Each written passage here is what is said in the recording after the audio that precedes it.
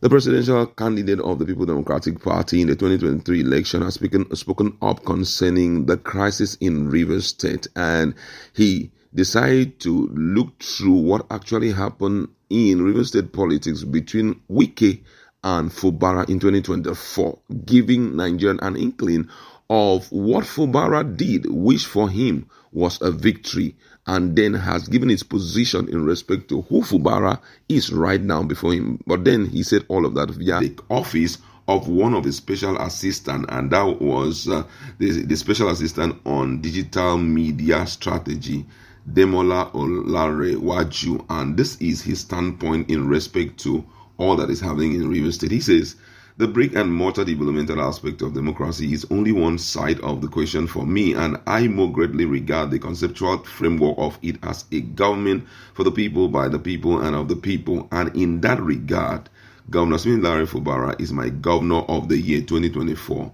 Many governors were sworn in on May 29, 2023, and some had been in office before then, but only previous few could say they have freed themselves from the apron string of power cabals and godfathers. 2024 is the year Sim Fubara became the governor of Rivers State. His destined pathway to power was through the former governor, who sought to impose himself over the state in perpetuity like his puppet master and principal in Aso Rock did in Lagos. But the people of Rivers State quickly spoke up, and Fubara heard their call and freed himself. Not even the forked tongue of the presidency could stop him as he laid down his guard initially, but quickly rallied back to the side of his people. Make no mistake, Fubara was elected governor by the machination of Wike, but could only become governor by the will of the people. No man dares his godfather unless the people are with him, and Rivers have clearly rejected Wike and his small group of Abuja-based Rivers politicians. He went further to say, it is one thing for the people and their political leaders to speak. It is another thing for a man to listen. Sim Fubara listened to his people and dare the powers that be, facing armed talks and compromised security agents at various times of the day, all in a bid to defend the mandate and win his own legitimacy. And then he went further and presented Nigeria with a gift, cutting Wike off at the knees by holding LGA elections against all odds. If democracy be democracy, then let democracy be for the people. Wike's stronghold on the tertius of government gave him much backing and leverage in Abuja, and he went from court to court looking to stop the LGA election. He got the police to withdraw election day security, but only thereby exposed their uselessness to the electoral process. He got Fubara's own party to betray their sitting governor, and Fubara turned to another party. What you now have are perhaps the first and only true set of elected office holders at the local government level in Nigeria, after the set of 1999 who came in before the governors. Understand that Fubara does not himself have the power to handpick candidates across those local government areas. Most of these local government chairmen in Rivers State today are people chosen by the local politicians and community leaders in the respective local government areas. To have attempted to impose his own people would have turned some persons back to the arm of Wike. Fubara had to be truly democratic. The age of their darkness over light and evil over good is sometimes the willingness of darkness and evil to cut corners and compromise standards. Light and good sometimes have to adapt their methodology and tactics to combat darkness and evil, and again in this regard Fubara has proven apt, and the bottom line is we must always keep in view is that law are made for humans and not the reverse.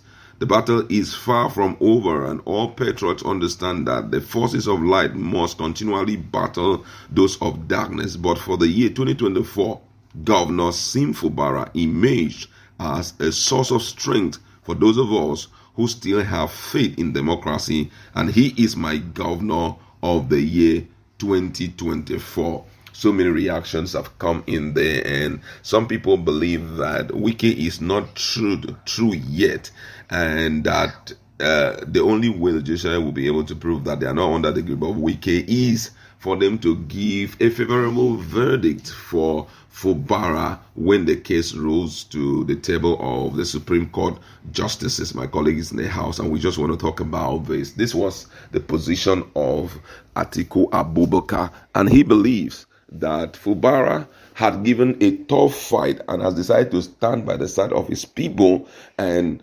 2024 was a period where he broke the strong chain of godfatherism off his hand, and today true democracy is being felt in Rivers State. What's your standpoint on all of this? On this ground, I actually totally agree with Atiku Abubakar. And the truth be told, Fubara was one newbie in politics. You may call him a civil servant, you're not far from the truth. The one who had held him was actually Wike, and that's the person who also gave him all the commissioners and those who had to work for him or with him, because as at then he was not a veteran in politics. He knew nothing. He was actually coming from civil service, so he didn't have a particular structure of loyalists that followed him or grew with him in the rank and file in politics. So yes, he didn't know anything. So for him to have gotten the likes of them, the likes of the local government chairman that are all in 23 local governments, it's very possible and very strongly too, since he doesn't have a political structure of his own yet, because he didn't grow from the ranks and the flanks. It has to be that the people had to select those they feel are good enough, those they feel will speak for them, and those they feel that have their mandate at heart. And hence, those names were submitted. The CTC chairman emerged. I think the only one that was changed was Asari Toro, that's Peter Makri, who later stepped down for another person. Other than that, the all 23 local governments, and another one other guy that was stepped down because they discovered that he wasn't performing to par. He wasn't releasing funds as at when due. So I think that's the only two people that stepped out of the 23. I think just two. The rest were the same CTC chairman. The people found them worthy and they voted them again. Yes, it looked more like the people's thing, because if you watch these days, Obiakpo chairman Chijioke Hyowo seemed to be speaking the minds of the people back to back, because he knew that he did not get on that seat on the ufere of godfatherism. Yes, Fubara to some extent made it happen, but if not for the people who believe and entrusted their mandates to him through Fubara, he wouldn't have had the day. And I can say this with a bit of boldness, that Rivers people are probably the only state right now, I can say that I know, others maybe haven't seen though, that are enjoying true democracy. Yeah, exactly. Where they will tell Fubara, I have a headache. Which one will I take? Oh, you have a headache? Okay, go to this hospital. Oh, your hospital there. So it's like Fubara is listening to their cry, and is hearing their, okay, the good roads are not there. Okay, we pencil it in. Next project, we are coming for this road. Even the traditional rulers are excited. They're like, oh, I lost rest. I will say this without mincing words. I don't know how Wike wants to do that magic he wants to commit in 2027. But honestly, he will need to have to beat the whole of Rivers State people to perform that magic. I know that from my own point of view, based on what Fubara has done thus far, I don't think that Wike will be able to kick him out of office. It's sure it's going to be 8 years. And from the way I've seen Fubara rule, nothing will stop that. All right, what's your viewpoint on this? Do you think that Fubara was actually the governor of the year 2024?